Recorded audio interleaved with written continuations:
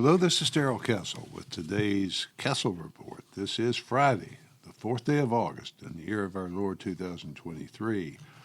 I will be talking about crime, specifically crime out of control because of public decisions not to prosecute it, all backed and enforced by George Soros funded district attorneys. Today's discussion will concentrate on the city of Oakland, California, with the premise that Oakland is an example of what is happening across the country. Yes, crime is exploding across the country, fueled by progressive policies of non-prosecution of criminals. It should be obvious to us by this time that if you make crime legal, you'll get a lot of crime. Well, crime is so bad in Oakland that the NAACP recognizes that prosecuting criminals, even if they are black, is in the best interest of the community, and the African American community is no different. When my city of Memphis, Tennessee, elected a Soros-backed DA by a narrow margin in the last election, many on the left celebrated. I wondered at the time if all those African Americans celebrating knew what would happen to their communities under his term. Memphis, as a result, suffers from the same problems as Oakland, California, although not as severe. Normally, California is a trendsetter. I suppose that Soros-funded DA crime is no different. Crime is so out of control in Oakland that the president of the Oakland NAACP, Cynthia Adams, along with the senior pastor of the Acts Full Gospel Church, Bishop Bob Jackson, wrote an open letter to the elected leaders of the community, and I will share some of that letter with you right now. Quote, Oakland residents are sick and tired of our intolerable public safety crisis that overwhelmingly impacts minority communities. Murder, shootings, violent armed robberies, home invasions, car break-ins, sideshows, highway shootouts have become a pervasive fixture of life in Oakland. We call on our elected leaders to unite and declare a state of emergency and bring together massive resources to address our public safety crisis. African Americans are disproportionately hit the hardest by crime in East Oakland and other parts of the city, but residents from all parts of the city report they do not feel safe. Women are targeted by young mobs, viciously beaten and robbed in downtown and uptown neighborhoods. Asians are assaulted in Chinatown. Street vendors are robbed in Fruitvale. News crews have cameras stolen while they report on crime. PG&E workers are robbed and now require private security when they're out working. Everyone is in danger, end quote. Well, that is indeed horrible, isn't it? The conditions this lady describes are not something that Americans should have to endure. However, there is a dear price that must be paid for progressive politics. The basic job requirements of district attorneys is to represent the people in criminal matters and prosecute criminals. When the prospective DA is running for election against a good DA who actually does her job and prosecutes criminals, but the people reject her in favor of one selected by George Soros, the conditions described in the letter are what you get. Let me give you a little background on how George Soros managed to destroy Oakland, California. Oakland, like Memphis, once had a good DA who understood her job and did it well. Her name was Nancy O'Malley, and in Memphis, her name was Amy Wyrick. Those two women were voted out of office and replaced by DAs funded by George Soros and who promised to usher in a new era. And how the DA's office responded to crime. In essence, the promise was that black people accused of crimes would only be prosecuted or held in confinement in extremely rare circumstances.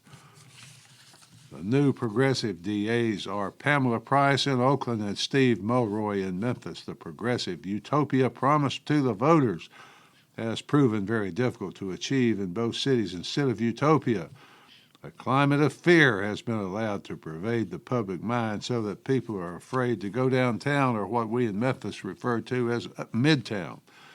Businesses such as the Hard Rock Cafe in Memphis closed because people are afraid to venture into their areas at night. The new DA in Oakland got herself into a little jam immediately after taking office, but she has remained defiant, appears to be doubling down on her policies. Jasper Wu, a 23-month-old boy, was shot and killed on an Oakland freeway in November 2021. 3 suspects were arrested. The DA at the time was Nancy O'Malley, She charged the three defendants with murder in a long list of enhancements. The chief enhancement was adding the charge of special circumstances to the murder charge. In California, adding that enhancement under 190.2 PC allows the accused, if convicted, to be sentenced to life without parole or even to death. Oakland now has a new DA.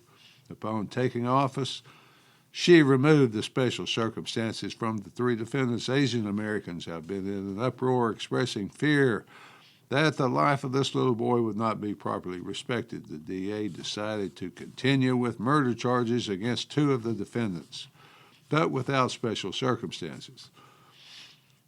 The special circumstances in the case included shooting from a car and intentionally killing as an active gang member. DA Price said she would continue the serious charge, but without special circumstances. Is that a simple technicality? Because they could still be sentenced to life in prison, but they would be eligible for parole. Jasper Wu's parents are not happy because they want maximum punishment for those who took their son's life. They, like many sensible Californians, have relocated outside the state. In the meantime, District Attorney Pamela Price is facing a recall after only 6 months on the job. Jasper Wu was only 23 months old, but he has the potential to bring down the Oakland District Attorney. The residents of Oakland have their meetings. They talk. They complain about crime. Home invasion, robberies, and other violent crimes already high or up 10% over the last year. She was elected to go soft on criminals. That's what she's doing. But there is nothing left in Oakland for anyone who is not a criminal. This is the attitude of many who have spent their lives in Oakland. Public safety meetings are packed, but Pamela Price remains defiant. Her answer is this, quote, all counties across the state have been asked to decriminalize young people, and so our county has adopted that as a policy. The people shouted at her. There must be consequences for criminals, but again, she remained defiant. She told them that her progressive policies of allowing juveniles to commit crimes without fear of reprisal will give young people hope. That's what she said. If we don't prosecute them, it'll give them hope. Let's go back to the NAACP president's letter to see what she thinks about that policy. Quote, failed leadership, including the movement to defund the police, our district attorney's unwillingness to charge and prosecute people who murder and commit threatening serious crimes, the proliferation of anti-police rhetoric have created a heyday for Oakland criminals. If there are no consequences for committing crime in Oakland, crime will continue to soar, end quote. The president of the Oakland chapter of the NAACP has something that the DA apparently does not have, and that is the ability to use elemental logic. She has a concern and even a love for her community and its people, and that is something missing in the district attorney's office. Giving young criminals hope is more important to the DA than protecting the lives and property of the people who elected her. She might also consider not creating such a climate of fear that people are afraid to walk the streets. They've lost all respect for the law, the system it is supposed to preserve and protect. The young criminals have hope, but their victims do not. Now, one more comment from the NAACP president's letter. Then I have a question for her. Quote, we are in crisis. Elected leaders must declare a state of emergency and bring resources together from the city, the county, and the state to end the crisis. We are 500 police officers short of the number that experts say Oakland needs. Our 911 system does not work. Residents now know that help will not come when danger confronts them. Worse, criminals know that too, end quote. So, Ms. Adams, when Oakland gets its 500 new police officers, they are sent out to confront and arrest violent criminals. What happens to the criminals? What is happening in Memphis is jokingly referred to as catch and release, when the criminals are arrested and then released without bail and often without charges. It fosters even more disrespect for the law, and it trains criminals that there are no consequences except for the victims. The other question I have is, what are the consequences of collateral damage? Because there will be collateral damage. Inevitably, there will be some. Police are reluctant to go out and risk their lives when they are not certain the system and the people are behind them. To this point, the system has been clearly behind the criminal. If that were not true, there would have been no open letter to the leaders, and I would not be talking about it right now. How does the system get behind the police again? How does the individual officer regain confidence that he will not be prosecuted if he draws his weapon? Perhaps there are no good answers to these questions, but I submit that answers start in the district attorney's office, at least in most cities.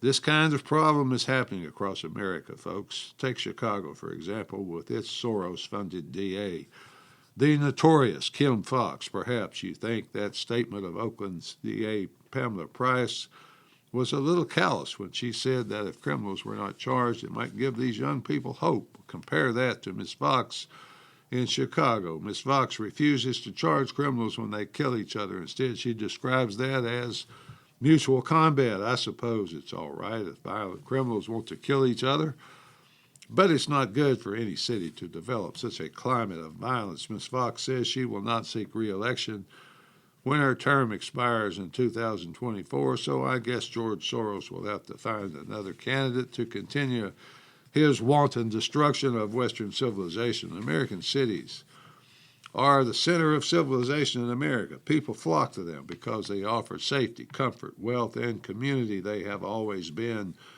the median for the exchange of worthwhile ideas and centers of trade. They represent American prosperity, the opportunity to succeed. The ascent of man in Western civilization has been built on cities. Without them, it would not have happened. Therefore, to destroy cities is to destroy civilization. American cities are now experiencing collapse at an alarming rate.